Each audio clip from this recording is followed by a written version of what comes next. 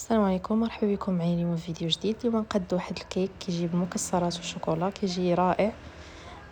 هادو هما المقادير اللي غادي نحتاجو ليهم في هاد الكيك. اذا نبداو على بركه الله. اول حاجه كنديروها ناخدو البول اللي غادي نحركو فيه ولا نخلطو فيه الكيك ديالنا.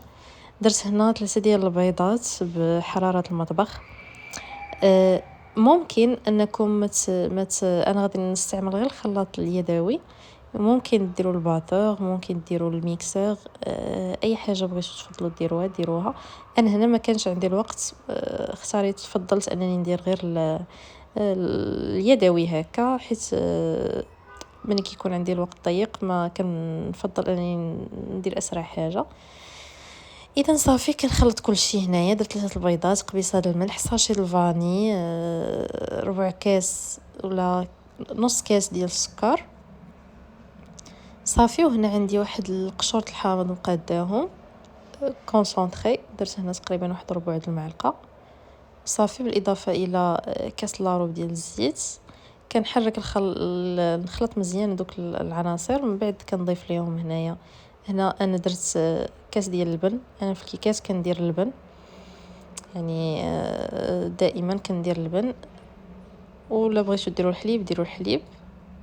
عندي هنا واحد العلبه ديال الياغورت طبيعي، يمكن لكم ديروه حلو، سواء بالفاني ولا بالبنان كيجي مزيان، ولا حتى بالكوك، يعني اللي كتفضلوا يمكن لكم ديروه في هذا الكيك.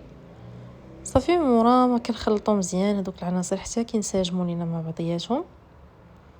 كنبدا من وراها ندير الدقيق.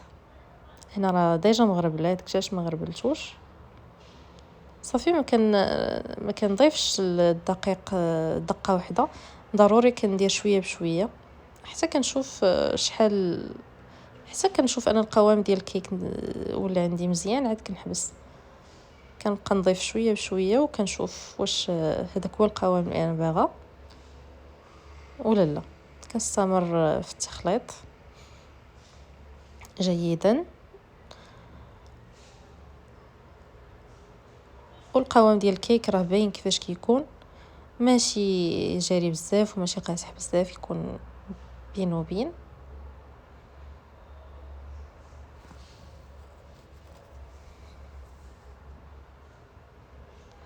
وفي هذا الاثناء كنضيف ساشي الحلويات. هنا درت 3 حيت درت 3 البيضات، وانتم على حسب البيض اللي غديروا.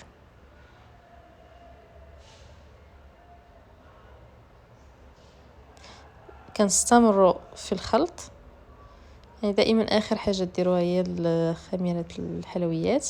صافي هذا هو القوام، انا نكتفي بهذا القدر. هذا هو القوام اللي غادي نديرو باش تجيني كيكه مفشفشه وفتيه ما تجيش قاصحه. صافي كناخذ هنا المول مورا ما دهنتو بالزبده والدقيق. غادي ندير نصف ديال الخليط، حيت هنا باغا ندير نص عادي ونص شوكولا. درت تقريبا نصف ديال الخليط، والنصف الاخر يلا غادي نزيد عليه ساشي ديال بودره الشوكولا، وزدت واحد شويه تقريبا واحد 2 معالق ديال الحليب صافي. وكنخلط مزيان حتى كيدخل لينا هذاك الكاكاو في الخليط. من بعد علاش زدت الحليب؟ حيتاش ديك البودره كتزيد تقصح ليا العجين، انا بغيتهم يكونوا في نفس القوام. صافي ضفت هنايا بشكل عشوائي، ضفت هذيك باقي العجين اللي عندي ضفتوه هنا الوسط، ولكن راه مازال غادي نخلطه، يعني غادي يجي في الكيك كامل.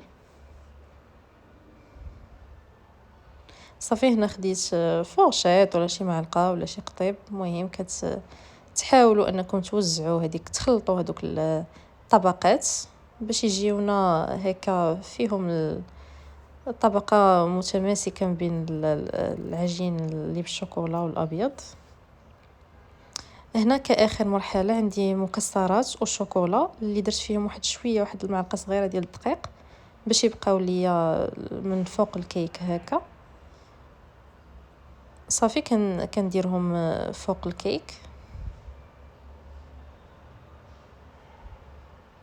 المكسرات راه ماشي محمرين، كنديروهم عاديين وما كيتحمروا لينا مع الفرن.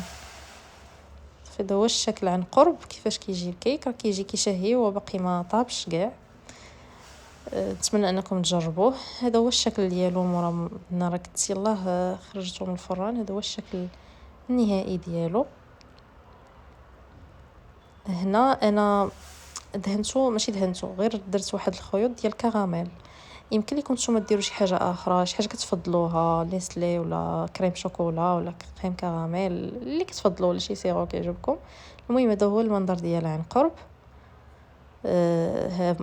الشوكولا والمكسرات راه باينين، وكاين اللي كيهبط شويه ولكن مع ذلك كيبقى لذيذ جدا. كتجي مفشفشه، ماشي قاصحه وماشي رطبه بزاف، كتجي مفشفشه. ونتمنى انكم تجربوها وتردوا عليا، وما تنسونيش من المتابعه ولايك الفيديو اللي عجبكم.